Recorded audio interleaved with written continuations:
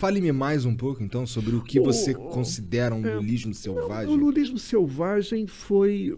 A origem foi um programa de rádio, um programa na web, no site 247, com Gustavo Conde, que era uma pessoa que era o editor do site 247. Ele tinha um programa e ele me convidou para fazer junto com ele o programa e nós demos o nome de Desentrevista. E o esquema do programa era o seguinte: eu escrevia um texto, né, por semana, mandava para o site do Brasil 247 e no dia do programa nosso, a gente discutia o texto. Ele lia e a gente discutia o texto. E no início eu não tinha nem ideia de desenvolver livro nenhum, sabe? Eu fui escrevendo textos políticos, filosóficos, né?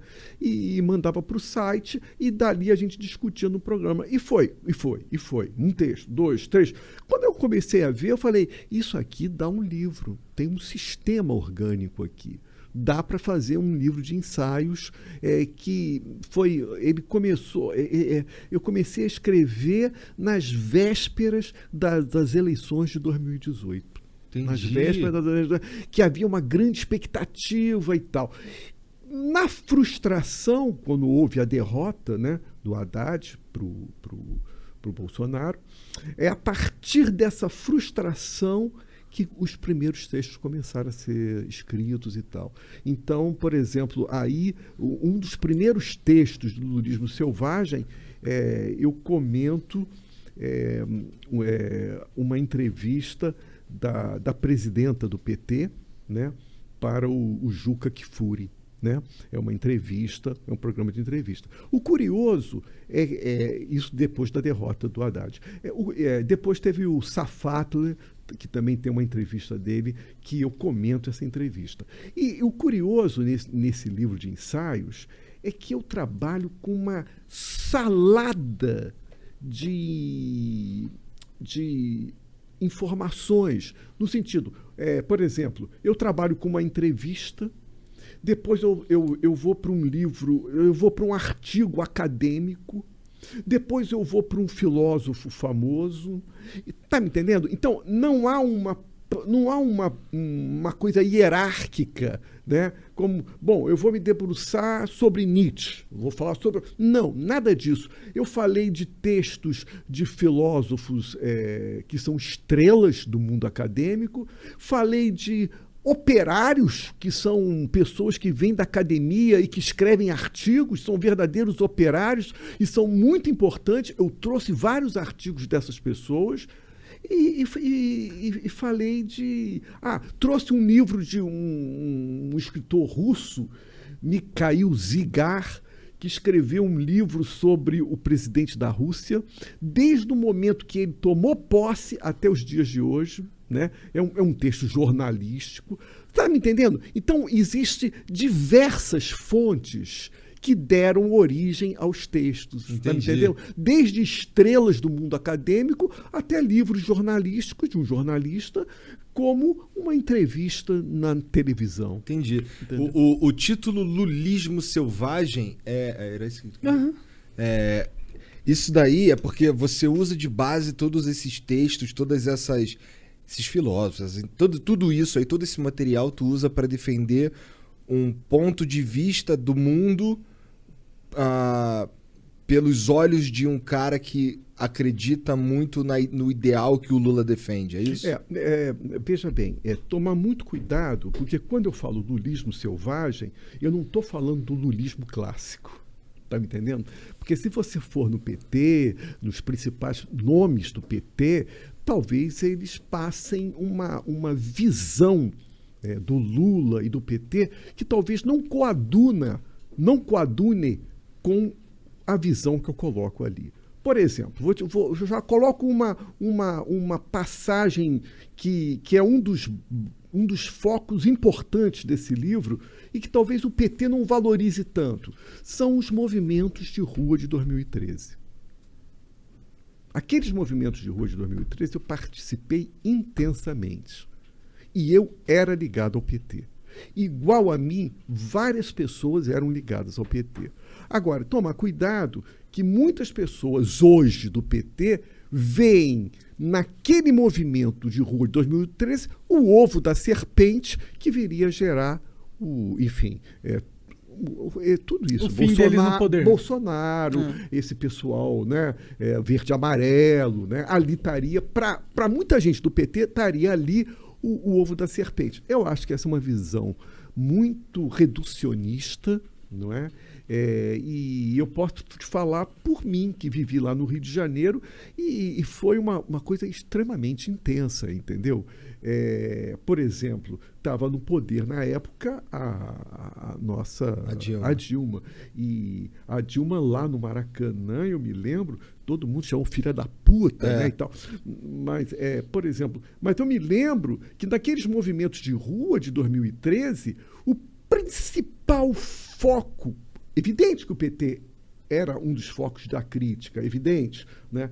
Mas o principal foco ali era o governador do Rio de Janeiro. Entendeu? O lance da passagem. Exatamente, era o governador e o prefeito, o Eduardo. Né? E a gente dizia mesmo, não vai ter Copa. Não vai ter Copa. Né? Então, aquele momento foi um momento... Vou tirar porque eu não estou gostando. Aquele momento foi um momento espetacular, cara, entendeu? E... Porra, vou tirar também, então foda-se. Então vamos só acompanhar. Tá doendo muito o ouvido. Quando invadiram a Assembleia Legislativa, quando quebraram aquilo, eu sempre falo da importância da invasão. Né? Evidentemente que uma invasão pode estar a serviço de más causas. Por exemplo, a invasão do Capitólio com o Trump. Né? Foi uma má... Quer dizer, e a gente não sabe qual vai ser o futuro do Brasil daqui a algum tempo. A gente não sabe disso, né? Pô, a gente sabe que tudo que acontece... Assim, tem várias coisas que acontecem lá fora que acabam vindo pra cá. Né? Isso é verdade. E a gente sabe que o Bolsonaro tá louco pra dar um golpe, né? Porque ele fica falando toda hora. Se ele não tivesse, ele não ficava falando. Se bem que é burro, né? Se o cara realmente quer dar um golpe, ele não fica falando toda hora que ele vai dar, né? Eu acho que é mais um fanfarrão. Entendeu? É mais um fanfarrão, porque a pessoa, é como você falou, cão que ladra não morde. Né? Sim. Então eu acho que é mais por aí. Ele nem consegue, eu acho. E eu me lembro, viu, Igor, que ali, nesse movimento de 2013, tinha tudo. Tinha mesmo. Tinha tudo. Tinha o pessoal do PT, tinha o pessoal do PSOL e tinha as pessoas que eram contra os partidos políticos, né? Que são contra a política, né? Que eram contra a política. Né? Eu diria até que ali naquele movimento tinham até integralistas. Estava tudo junto, misturado. É verdade, estava mesmo. Era um movimento de insatisfação, né? Muito grande. Eu tava... Nessa época eu trabalhava lá em Botafogo e eu lembro de pegar o metrô pra ir pra casa e o metrô entulhado de gente indo pra manifestação, pá. E o metrô tendo que fechar, né? Porque iam quebrar. Cara, isso aí. E realmente tinha de tudo. Até no local que eu trabalhava lá, as pessoas iam nas manifestações e não eram ideias... uma única ideia. Não havia uma direção. Isso, pra mim, quando eu falo em lulismo selvagem, pra mim passa por isso aí. Tá me entendendo? Entendi. Com uma rebelião sem direção.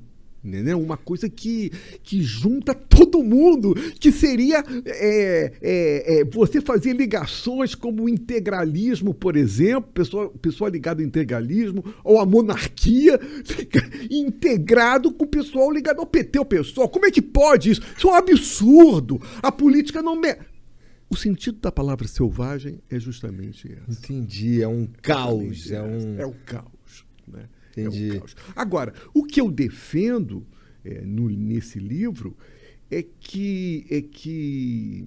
E aí é mais uma tese polêmica.